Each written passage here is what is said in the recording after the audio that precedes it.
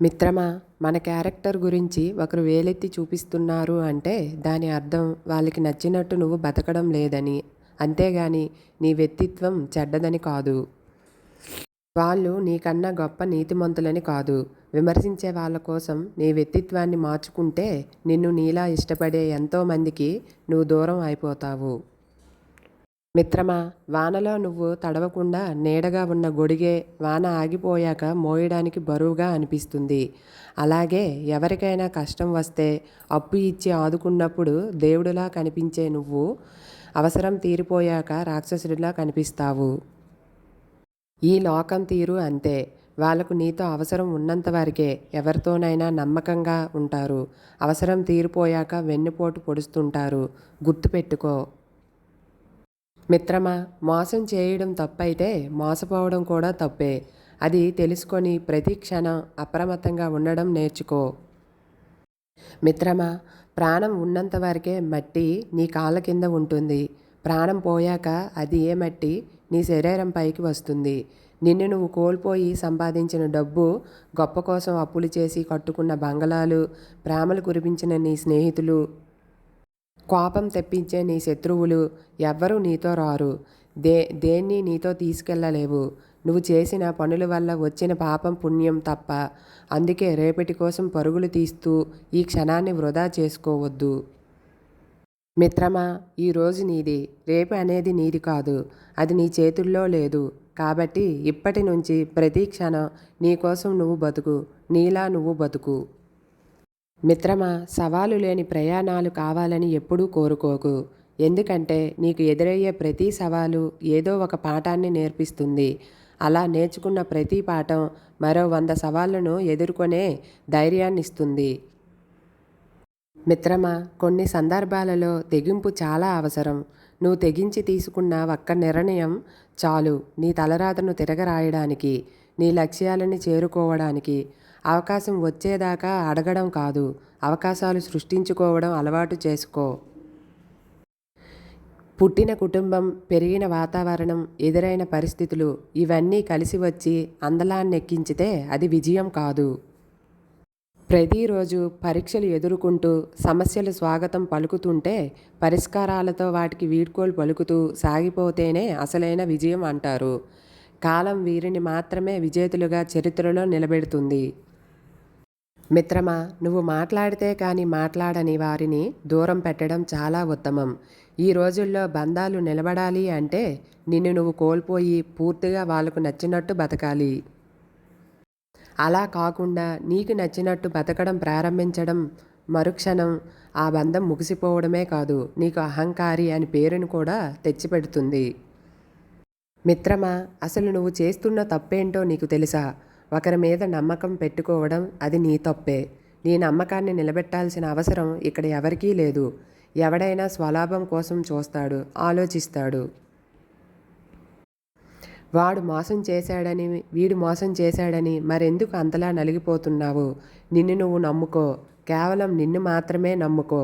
పోరాడటం నేర్చుకుంటే రేపు గెలిచినా ఓడినా ఏదేమైనా కారణం నువ్వే అవుతావు. అప్పుడు ఎవరినీ దూషించాల్సిన అవసరం ఉండదు. మిత్రమా, వాదనకు దిగితే మిగిలేది ఏమీ ఉండదు.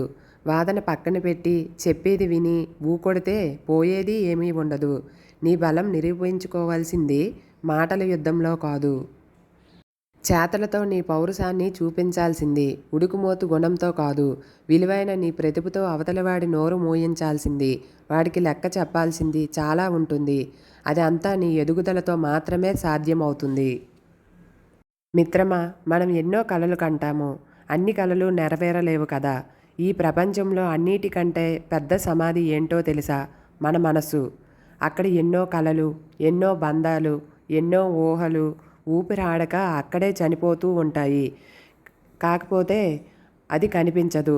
అందుకే ఈ లోకంలో మన మనసు అన్నిటికంటే పెద్ద సమాధి. మిత్రమా, అవసరం తీరిపోయాక ముఖం తిప్పుకుంటున్నారు కానీ రేపు మళ్ళీ అవసరం పడితే ఎలా ముఖం చూపెడతారు? మనిషి బతికి ఉన్నంతకాలం మనిషికి మరో మనిషి అవసరం ఉంటుంది. అవసరం ఉన్నప్పుడు ఒకలా, అవసరం లేనప్పుడు ఒకలా ప్రవర్తించకుండా అవసరం ఉన్నప్పుడు లేనప్పుడు ఒకేలా ఉండడం నేర్చుకోండి. మిత్రమా, ఒకరిని ఏదైనా అనే ముందు వారి పరిస్థితి ఏమిటని ఆలోచించడం ముఖ్యం. చెప్పుడు మాటలు విని ఎదుటివారిపై ద్వేషం పెంచుకోవడం చాలా తప్పు. మన మాటల వల్ల ఎవరైనా బాధపడితే మనకు ఏదో ఒక రూపంలో ఇబ్బంది కలుగుతుంది. అవకాశం వచ్చేదాకా అడగడం కాదు, అవకాశాలు సృష్టించుకోవడం అలవర్చుకో. ఎవరికి వారు అనుకొని పరుగులు పెట్టే ప్రపంచం ఇది. నీకోసం ఎవరో తమ అవకాశం ఇస్తారు అనుకుంటే నీకంటే అమాయకులు మరొకరు ఉండరు. జీవితమంతా ఎదురు చూస్తూనే ఉంటే పరిమితమైన భవిష్యత్తులో మొత్తం సైతం నీకు కనిపించదు.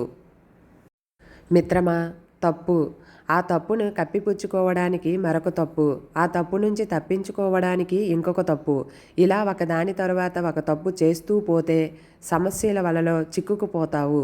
అలా కాకూడదు అంటే నువ్వు తప్పు చేస్తున్నావని నీకు అనిపించిన మరుక్షణమే ఆ పనిని అక్కడితో ఆపేయ్. ఒకవేళ తప్పు అప్పటికే జరిగిపోతే ధైర్యంగా ఒప్పుకో. ఎందుకంటే ఏ తప్పుని ఎక్కువ కాలం దాచలేవు. అందుకే మొదటి తప్పునే సరిదిద్దుకుంటే జరిగే నష్టం చాలా తక్కువ ఉంటుంది. మిత్రమా, జీవితం అంటేనే ఒక పరీక్ష.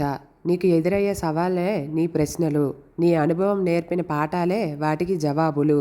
ఈ పరీక్షలలో ఎదుటివాడిని చూసి కాపీ కొడతాం అనుకుంటే ఖచ్చితంగా మనం ఫెయిల్ అవుతాం. ఎందుకంటే ఇక్కడ నేను ఇద్దరి ప్రశ్నలు ఒకేలా ఉండవు.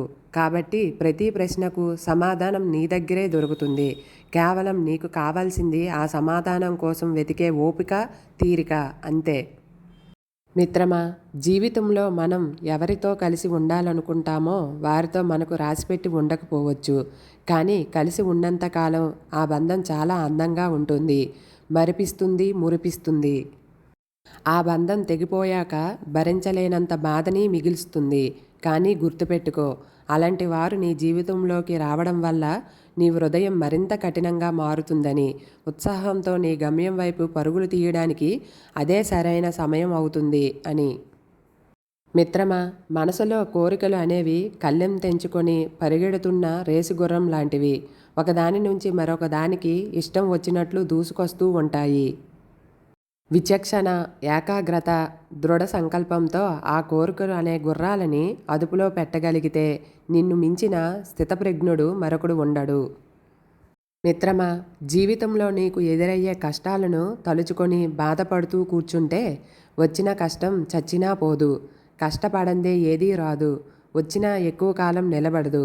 అది డబ్బు, పేరు, గౌరవం ఏదైనా సరే.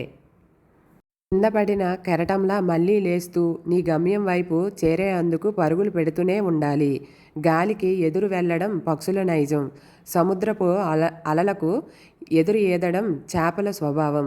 తన కొమ్మలను ఎన్నిసార్లు నరికినా మళ్ళీ చిగురించడం చెట్టు యొక్క తత్వం. మిత్రమా, బతకడానికి నువ్వేం కొండలు మోయాల్సిన అవసరం లేదు. ఉన్న కష్టాలను తట్టుకొని నిలబడగలిగే దృఢ సంకల్పం అలవర్చుకోగలిగితే చాలు. పోవడానికి, తప్పుకోవడానికి నువ్వేం పిరికివాడివి కాదు అనే విషయాన్ని మర్చిపోకు. మిత్రమా, నువ్వు చేసే పనిని పొగిడే ప్రతివాడు నీ మంచిని కోరుకునే మిత్రుడని, విమర్శించే ప్రతివాడు నీ చెడును కోరుకునే శత్రువని నువ్వు అనుకోకు, మోసపోతావు. విమర్శలు అన్నీ నిన్ను కిందకి లాగేవే కాదు, కొన్ని నువ్వు మెరుగుపడడానికి సహాయపడతాయి. అందుకే విమర్శలను కూడా సమానంగా స్వీకరించడం నేర్చుకోవాలి. ఈ రోజుల్లో ఉద్యోగం అనేది ఒక అలంకారంగా మారిపోయింది. ఆ ఉద్యోగమే లేకపోతే ఈ సమాజంలో మనల్ని గౌరవంతో కాదు కదా, కనీసం ఒక మనిషిలాగా కూడా గుర్తించదు.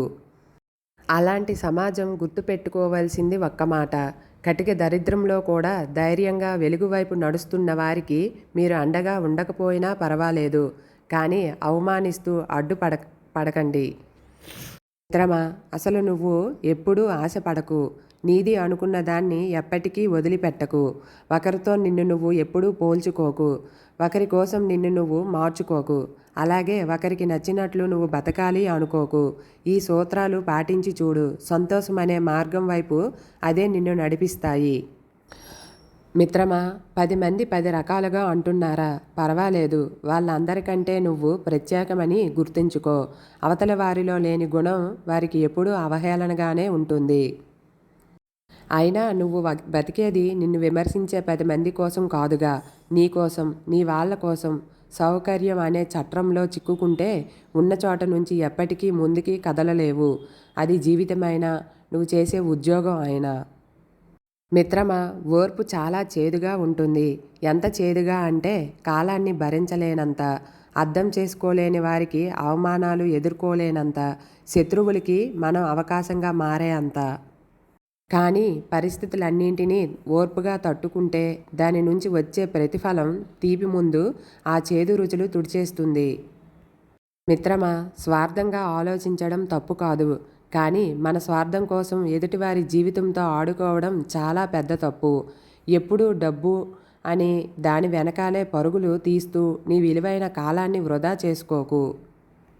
మిత్రమా, అలా పరుగులు తీసే క్రమంలో నిన్ను ప్రేమించే వారిని కోల్పోతావు. నిన్ను నడిపించే ఆరోగ్యాన్ని కోల్పోతావు. మొత్తానికి నిన్ను నువ్వు కోల్పోయే ప్రమాదం ఉంది.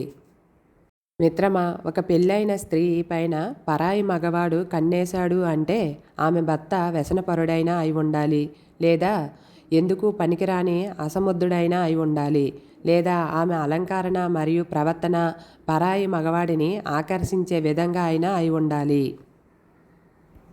ఇంట్లో కట్టుకున్న భర్త వ్యసనాలకు బానిసయి అతని పరిస్థితి సరిగా లేకపోతే ఆ ఇంట్లో ఆడది మగవాళ్ళకు ఎప్పుడూ లోకుగానే కనబడుతుంది. కాబట్టి భార్య అలంకరణ భర్తకు నచ్చేలా ఉండాలి. కానీ బయట పరాయి పురుషులకు ఆకర్షించే విధంగా ఉంటే ఆ ఇంట్లో భర్త నరకం అనుభవిస్తాడు.